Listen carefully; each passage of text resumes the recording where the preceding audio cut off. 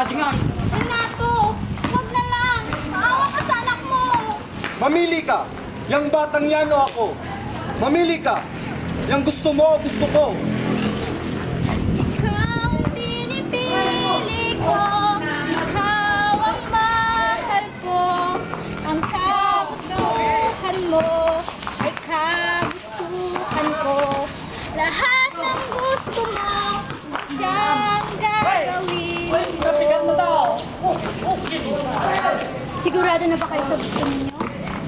Wala nang bawian pagkatapos ng lahat ng to.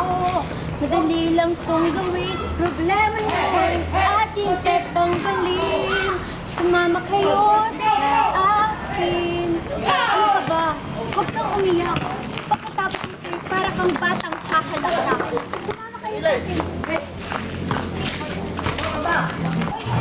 At tuluyan mo nga pinatanggal ang batang sa sinapupunan mo. Tuluyan mong pinatay ang batang inosente sa sinapupunan mo. Wala kang awa. Wala kang awa! Hindi ako, kundi si Renato. Si Renato ang kumuha sa anak ko. Siya ang kumuha sa anak ko at hindi ko yun gusto. Kaya ka nagpepenitensya para mabayaran ang kasalanan mo dito sa mundo. Ngunit nangyari ng mga nangyari, tapos na ang tapos. Tapos ang gusto ko, ang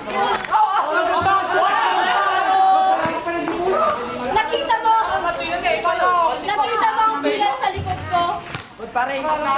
Di na tumakay sa pagugura. Araw-araw pinagbabayaran ko ang mga nagawa kong kasalanan. Alam mo, kahit isang labo pa ang buhay mo, hindi mo mababayaran ang mga kawalangyaan mo sa mundo. Ave Maria, Nagpati Gracia, ni Apo Diyos, daking ka.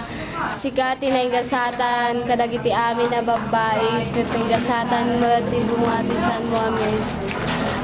Nukati Gracia. Hindi! Tigil nyo yan! Tigil nyo yan! Tigil nyo yan! Parang awa nyo lang! Tigil nyo yan! Kasatan mo at ibungatin mo, Jesus.